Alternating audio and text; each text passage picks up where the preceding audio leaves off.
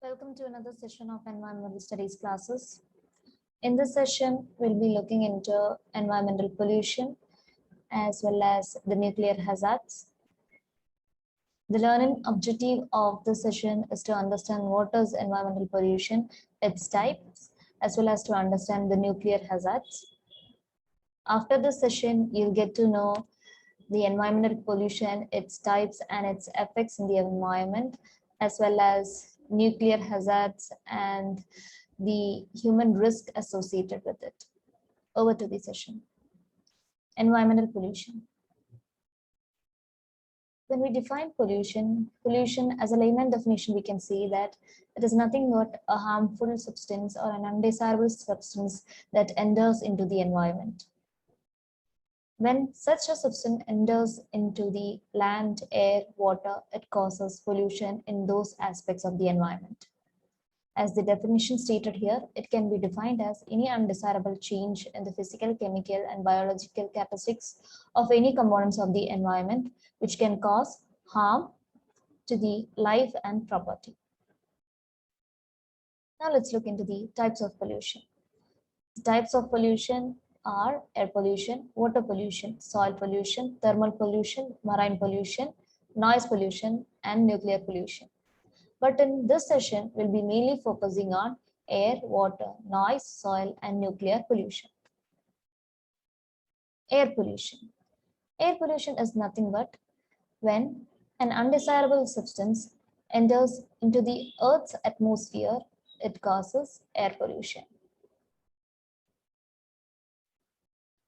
As the definition here says, an atmospheric condition in which certain substance, including the normal constituents in excess, are present in the concentration which can cause undesirable effects on man and the environment.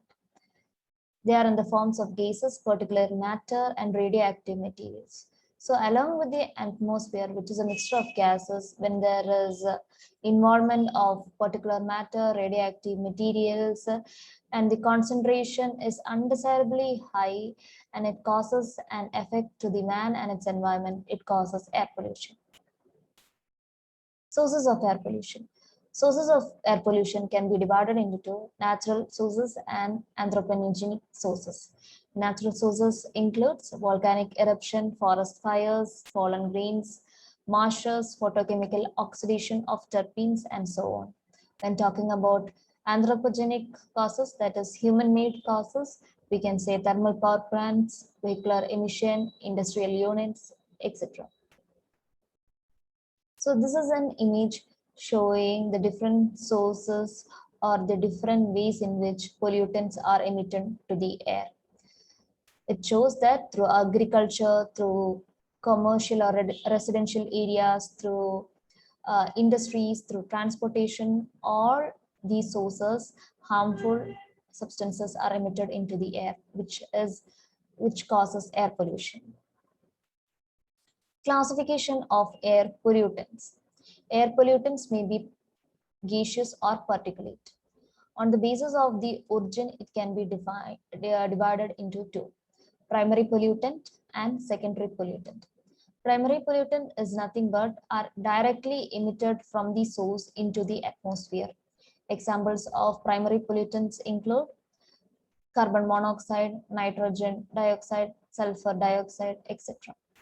When talking about the secondary pollutants, these are formed by the interaction of primary pollutants. That is, they are not directly sent off to the atmosphere. They are formed in such a way that either through the chemical process or through the physical process, wherein which there is interaction of the primary pollutants among themselves or primary pollutants with the other components of the atmosphere, forming another new component which is then released into the atmosphere. Examples of secondary pollutants include ozone, smoke, etc. Sources of indoor air pollution and sources of outdoor air pollution. When talking about indoor air pollution, high density population, smoking, freshly painted surfaces, cooking, poor ventilation are all sources of indoor air pollution. When talking about outdoor air pollution, as we have stated earlier, It can be through the emissions or the smoke emitted from the industries, through the residential areas, through the vehicles, and so on. Effects of air pollution. As we know, when an undesirable substance enters into the Earth's atmosphere, it affects both man and the environment, or else we can say all the components in that environment. So the effects of air pollution include affects human health, animals, plants, materials, and environment. So when talking about effects on human health, as we all know, air pollution can cause respiratory tract disorders and diseases, which includes asthma and allergies. It can also cause irritation to our eyes, nose, and throat, and also prolonged exposure to such polluted areas can damage our nervous system, digestive system, as well as can lead to cancer. As we know, carbon dioxide has more affinity, hemoglobin has more affinity to carbon monoxide. This, which can cause disturbance in the transportation of the oxygen, impairing our concentration, slow our reflex, which makes us lazy and sleepy. The carbon dioxide in the air, when it is excessively present, it can cause harmful effect. And also the sulfur dioxide in the air leads to lung and lung related disorders, which leads to wheezing and shortness of breath. The chronic respiratory diseases, lung cancer, heart diseases, and also air pollution can cause severe damages to our brain, nervous system, liver, as well as kidney. Effects on plants. So along with the intake of carbon dioxide, the pollutants are also intaken by the plants, which can lead to the death of their chlorophyll, and which in turn affects photosynthesis. And also, because of air pollution, plants are affected by diseases such as necrosis, chlorophyll absorption, affinity. Because of effect of such diseases, it can ultimately lead to the death of plants also. So these are some of the images which shows how plants are being affected by certain diseases, which is as a result of air pollution. This is another image wherein which PAN, the chemical compound called PAN, peroxyacyl nitrate, which is a compound which is formed as a result of the photochemical reaction of the components present in the particulate components present in the atmosphere. So as a result, PAN has been formed, which has damaged the milky wheat plants. So this is how these plants are affected by air pollution. Now let us talk about effects on animals and material.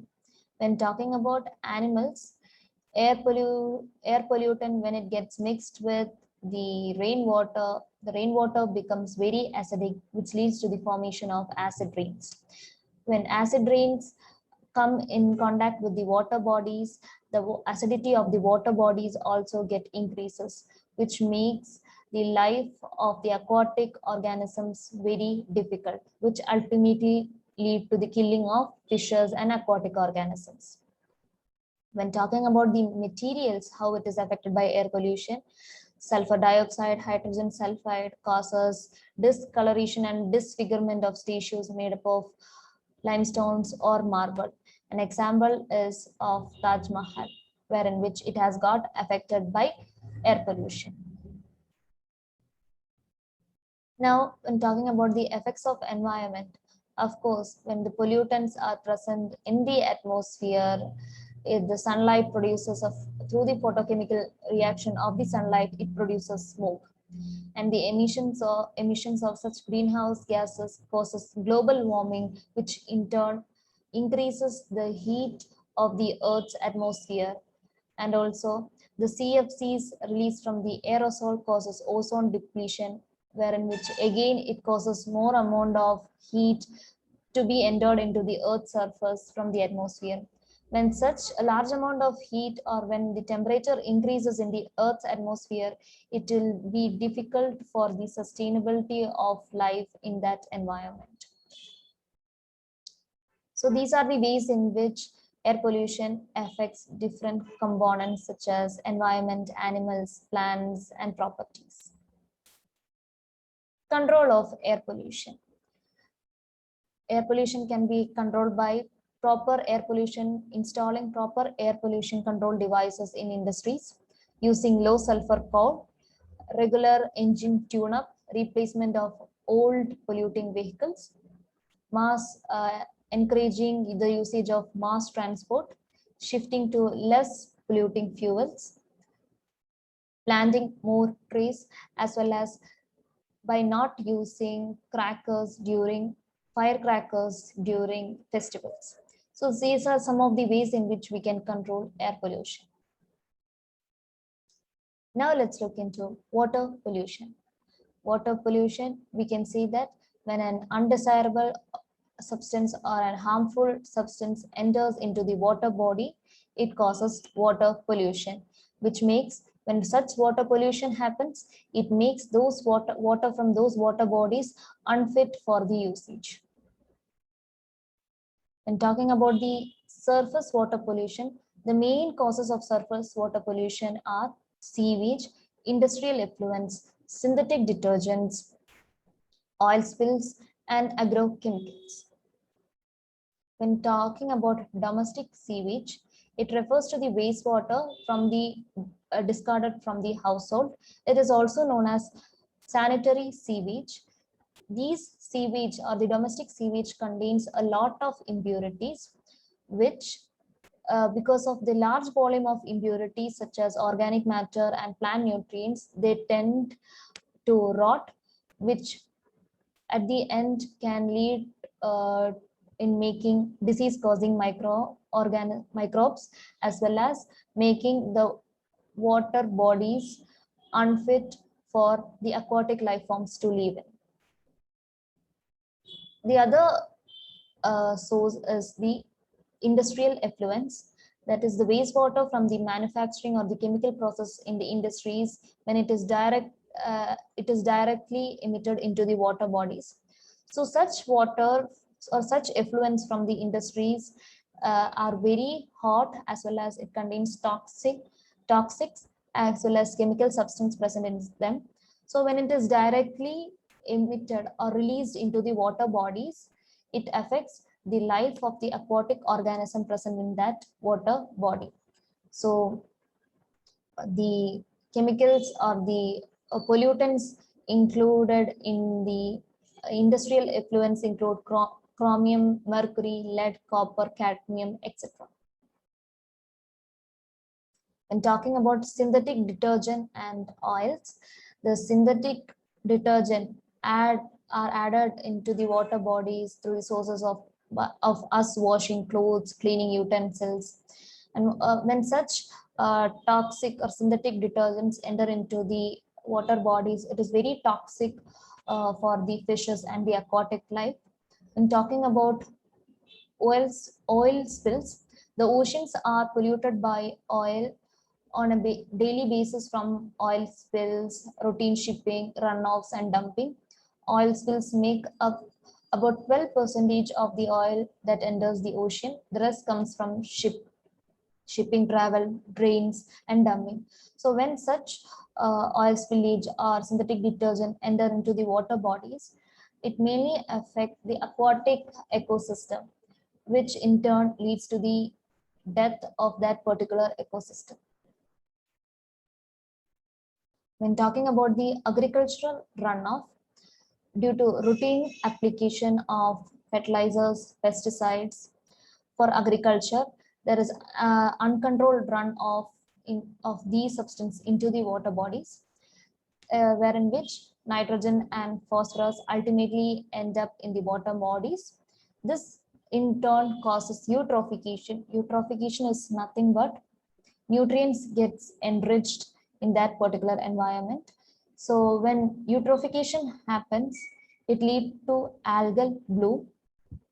When algal bloom appears in the water bodies, the algae does not allow sunlight to enter into the water bodies, as well as they consume the oxygen present in the water bodies. So when such an activity is done by the algae through the algal bloom phenomena. It makes the organisms underwater to lead a very difficult life, which ultimately lead to the death of those aquatic organisms. The effects of water pollution include many things. One such effect is the pathogen spread. So due to the stagnant water or the untreated water, it leads to a home or a habitat for a large number of mosquitoes and other parasites, which can cause very dangerous diseases. So one such example is malaria. Another effect is the biomagnification, which is nothing but increase in the concentration of a pollutant in a food chain. So when in an aquatic system, the food chain starts from the smallest organisms. So from there, through magnification, the pollutants get accumulated in each trophic levels, and the largest amount of bioaccumulated pollutants can be seen at the highest level of the trophic level. Next effect is the blue baby syndrome. The blue baby syndrome is caused by decreased ability of blood to carry oxygen, resulting in oxygen deficiency in different body parts.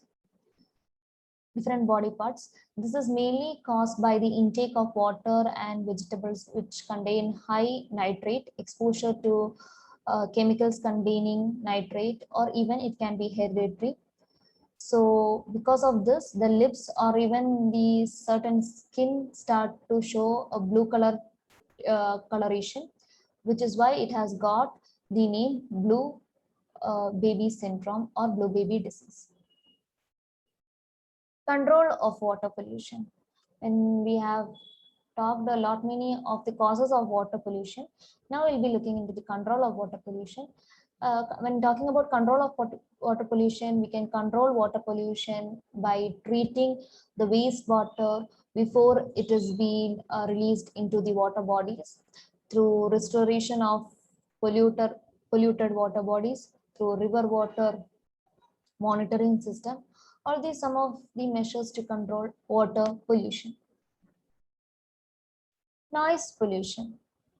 When we talk about noise pollution, we need to know what is noise. Noise is nothing but the undesirable or unwanted sound is termed as noise. Sound travels in the form of pressure waves through air, liquid, or solid. This noise is measured in decibels.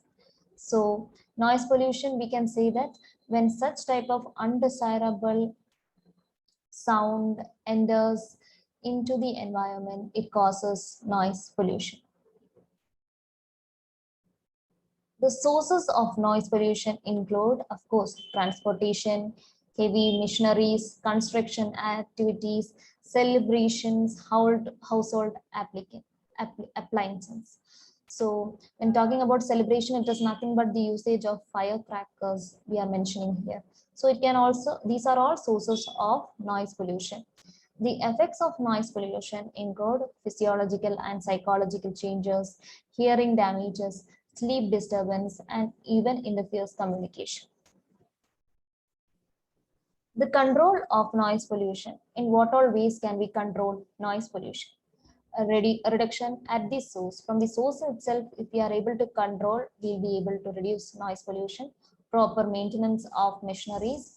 Machineries should be covered. Use of sound absorbing devices. A very prominent and efficient law to control noise pollution. So all these things are the measures wherein which we can control noise pollution.